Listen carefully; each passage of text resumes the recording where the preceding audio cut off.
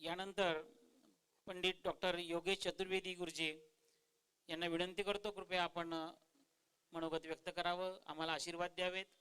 प्रदेश उपाध्यक्ष पुजारी धर्म समाज अखिल भारतीय संत समिती मध्य प्रदेश डॉक्टर योगेश चतुर्वेदी गुरुजी.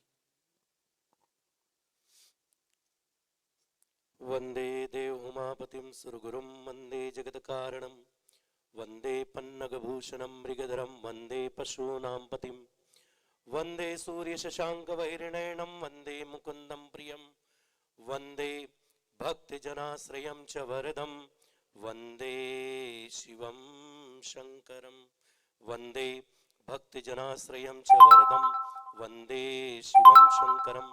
भक्तजन जिन महादेव के चरणों का आश्रय लेते हैं, ऐसे महादेव के चरणों में कोटि कोटि नमन करता हूँ. एक बार प्रेम से दोनों हाथ उठा करके हर हर महादेव, हर हर महादेव, हर हर. महादेव.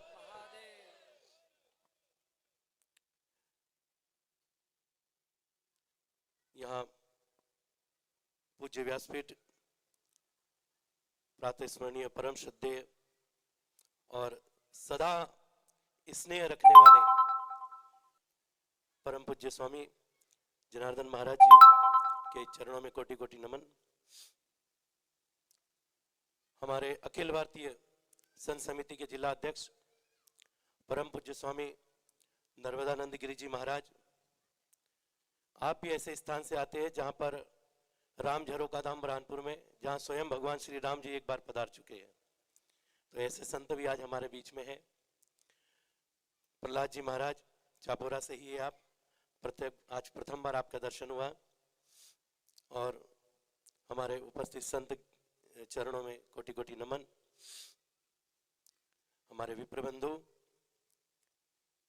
और हमारे मित्र भी कहो, महेश भाई चौहान जी, राजेंद्र सिंगल जी और सुजय चौकसे जी, एवं हमारे गुरु भी रह चुके हमारे रविंद्र भाई मोरे जी, और आप सब उपस्थित भक्तजनों के हृदय में विराजमान मेरे परम आराध्य भगवान भोलेनाथ को मैं कोटि कोटि नमन करता हूं.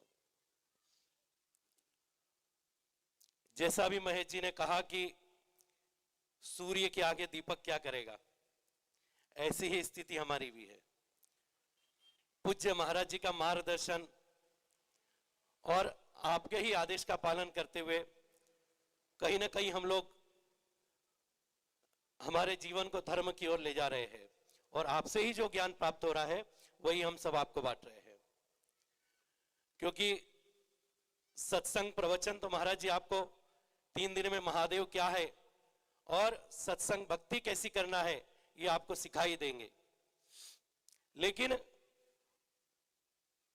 हम लोग भक्ति तो करते हैं, लेकिन भक्ति को जीवन में उतारते नहीं है. जैसे कभी धूल में हम लोग चले गए और धूल से भर जाते हैं, और बाहर आकर कैसे कपड़े झटक लेते हम लोगों के, करते हो कि नहीं, कि ऐसी धूल घर ले जाते हो आपके. तो ऐसा नहीं करना है. यहां पर आप पर जो वर्षा होगी, महाराज जी के मुख से जो अमृत वर्षा आप पर होगी, उस वर्षा को अपने अंदर उतारना है, और अपने अंदर उतार करके अपने जीवन में उसको चरितार्थ करेंगे तो आपका जीवन धन्य बन जाएगा.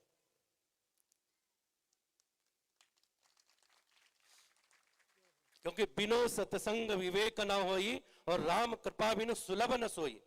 बिना सत्संग के व्यक्ति का विवेक जागृत नहीं होता. आपको स्कूलों में आपके बच्चों को पढ़ाई जरूर कराई जाती है, लेकिन सिर्फ इतना सिखाया जाता है हाउ टू अर्न मनी, यह नहीं सिखाया जाता हाउ टू लिव लाइफ, कि आपको जीवन कैसे जीना है. आपको जीवन कैसे जीना है, अगर ये आपके बच्चों को संस्कार देना है तो आपको ऐसे पूज्य महाराज संतों के चरणों में आना होगा, और यह अपने बच्चों को सिखाना होगा कि बेटा जीवन ऐसे जिया जाता है. क्योंकि संत ही है जो आपको जीवन जीने की राह दिखाते हैं. और ऐसे पूज्य संत आप श्री के द्वारा समरसता महाकुंभ फैजपुर के वाघोड़ा में जो 3 दिवसीय कार्यक्रम हुआ, मैं महाराज जी से, और उस समय तो हमारे जितने भी सब श्रेष्ठ संत थे वो सब उपस्थित थे, तो मेरी इच्छा भी थी महाराज जी कि मैं 2 शब्द बोलूं, लेकिन मैं हिम्मत भी नहीं कर पाया क्योंकि सब मेरे से श्रेष्ठ थे। लेकिन भगवान कहता है ना कि जो इच्छा करी हो मन माही और राम कृपा कुछ दुर्लभ नाही, वो इच्छा वहां थी, गुरु महाराज तक पहुंची और महाराज जी ने आज यहां अवसर दे दिया कि आप वो शब्द दो यहां बोल दीजिए।